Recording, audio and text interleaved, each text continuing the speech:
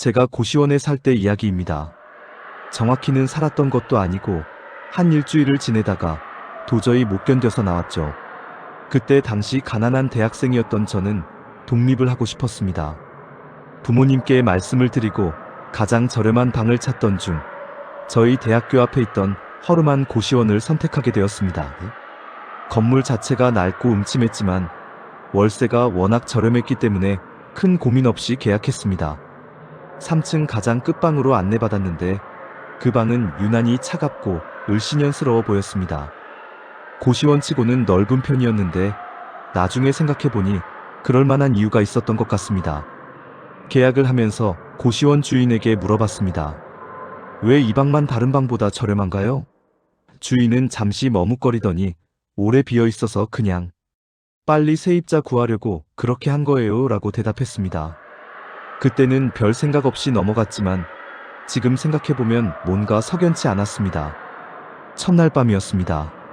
친구들과 술을 마시고 처음 지내는 혼자만의 밤이었어요. 새로운 시작에 대한 설렘과 긴장감이 뒤섞인 채로 잠자리에 들려고 했습니다. 그런데 밤 11시쯤 누가 방문을 똑똑 두드리는 거예요. 처음에는 고시원 주인이나 다른 세입자가 뭔가 할 말이 있어서 찾아온 줄 알았습니다. 그래서 문을 열어봤는데 아무도 없는 거예요. 복도는 컴컴하고 정적만이 흘렀습니다. 이상하네 하면서 술김에 잘못 들었나 싶어 다시 방으로 들어갔습니다.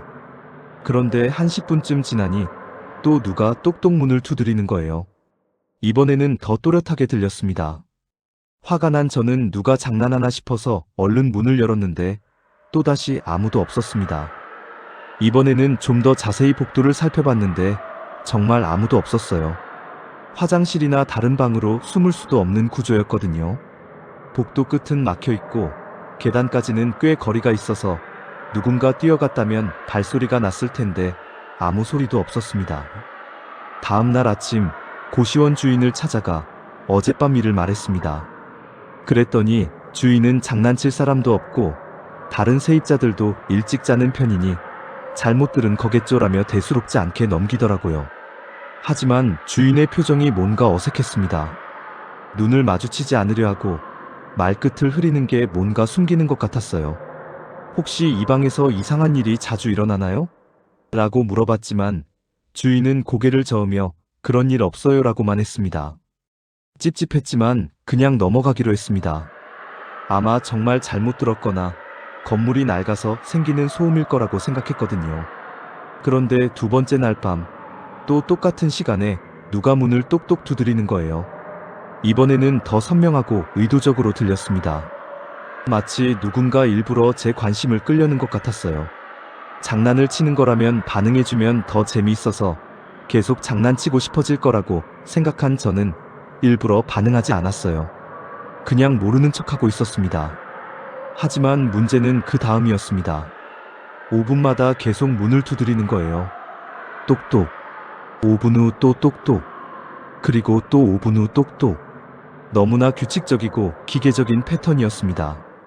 마치 시계 초침 소리처럼 정확했어요. 열받은 저는 문 앞에서 기다리고 있다가 노크 소리가 나자마자 문을 벌컥 열었습니다. 이번에야말로 장난치는 놈을 잡겠다고 생각했거든요. 하지만 역시나 아무도 없었습니다. 그런데 이상한 건 복도에 차가운 기운이 감돌고 있었다는 거예요. 마치 누군가 방금 전까지 그 자리에 있다가 사라진 것 같은 그런 느낌이었습니다.